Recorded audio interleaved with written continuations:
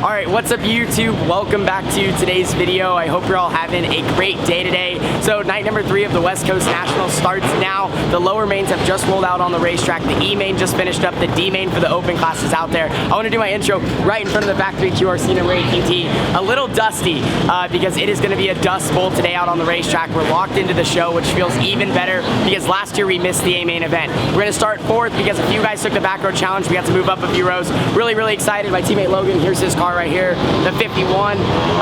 He's going to start in the back because he took the back row challenge. It's going to be a good day today, but let's get into it. Open A main event lineup is posted. Here's the top 6 starting spots.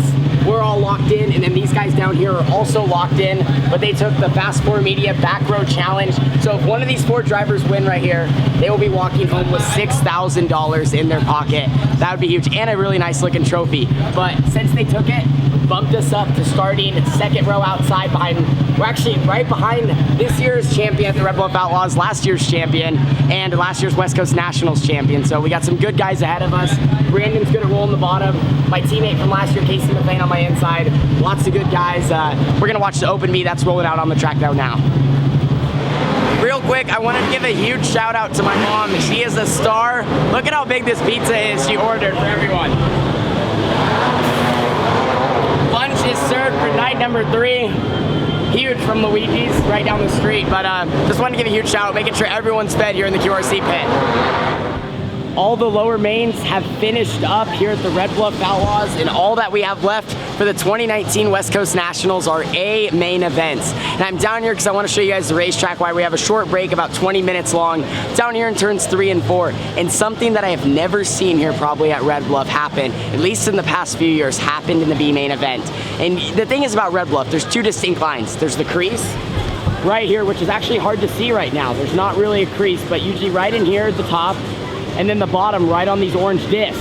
And that's the nice thing, you don't have a lot to figure out, you just have to figure out around those 2 lines, and usually don't search anywhere else. But in the B main event, Jake Wheeler, a sprint car driver from up in Oregon, he was running 2nd. And I don't know if it was just because the track was so slick and there was a ton of grip because Ollie had just watered right in here, but he was a whole lane up from the crease running all the way around the top and flying, carrying so much momentum.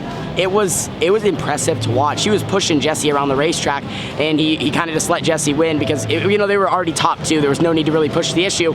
But if he was out front, he would have been burning some really fast lap times, carrying so much momentum around this place, running right up here in all this grip.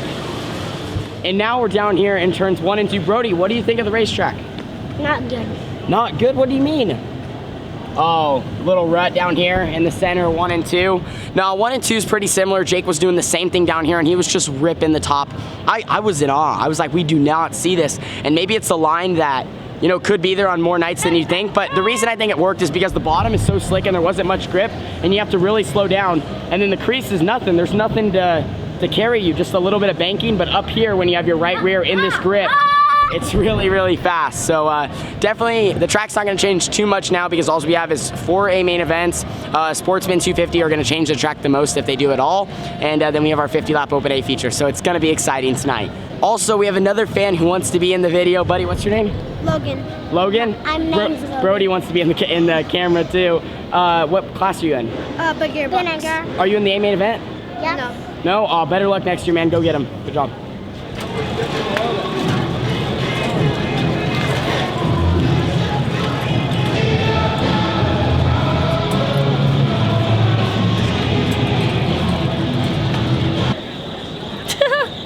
Okay, just get a thumbs up. Yeah, ready? 1, 2, 3. Okay. Topher, do you have a feeling?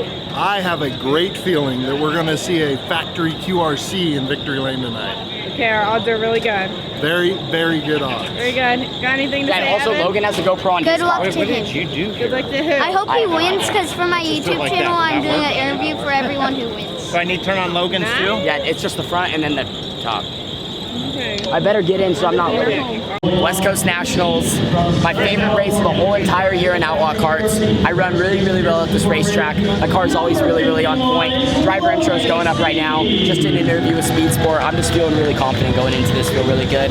50 lappers. You got to make it to the end. You got to conserve your tires. You got to watch the racetrack and see because it's going to be changing so fast between the top and the bottom. All I can say is let's have fun, go out there, and this is the West Coast Nationals. I don't even feel nervous. I just feel like it's just a normal race and just go out there and do our thing.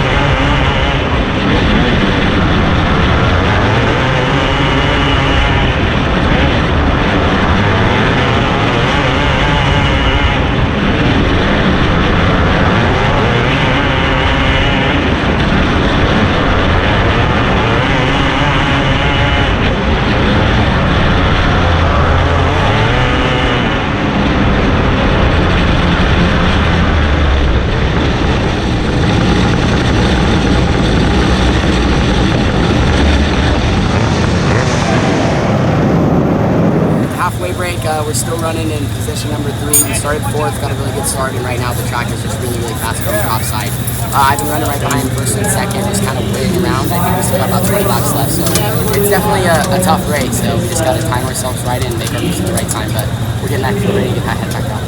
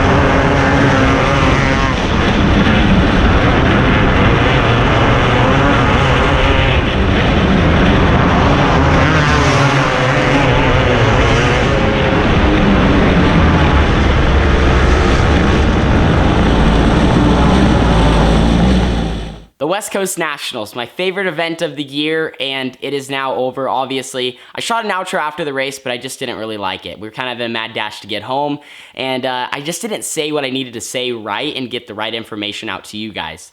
So the A-main event, man, it was fun. The first 35 laps were a blast. I kind of just hung out. I was right behind Tyler Seavey and Brandon LaChance for the first 20. We got to the halfway break. Not much had really happened besides just you could throw a blanket over the top 3 through 5th the first half of the race. And then it got really interesting after the halfway break. You know, some slide jobs were thrown. I think Tyler got a slider thrown on him. I got a few slide jobs thrown on me, and we were getting all crossy and stuff, trying to get back into position. And I was able to get back into third after, I think, being right around 5th at one point.